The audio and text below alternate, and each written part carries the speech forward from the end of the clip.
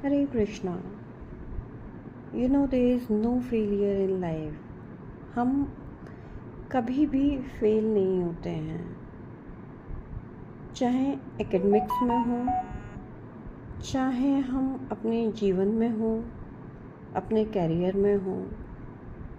बस क्या होता है कि हमें ये पता चलता है जब हम कोई काम करने में सफल नहीं हो पाते हैं, तो हमें केवल ये पता पड़ता है कि सम मोर एफर्ट्स आर नीडेड। जब हमें खुद को ये पता पड़ता है तो ये होता है हमारा सेल्फ फीडबैक।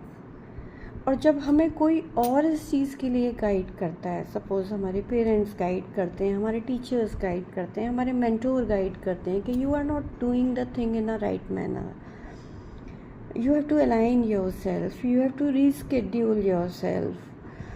तो ऐसा नहीं है कि वो हमें बता रहे हैं कि हम फेल हो रहे हैं, हम कर नहीं पा रहे हैं, हम कभी कर नहीं पाएंगे।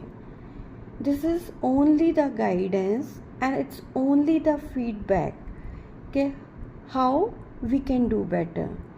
और वो फीडबैक जब हमारा सेल्फ असेसमेंट के बाद होता है, सेल्फ फीडबैक होता है, तो वो हमारे लिए कहीं ना कहीं एक अवेयरनेस लाता है।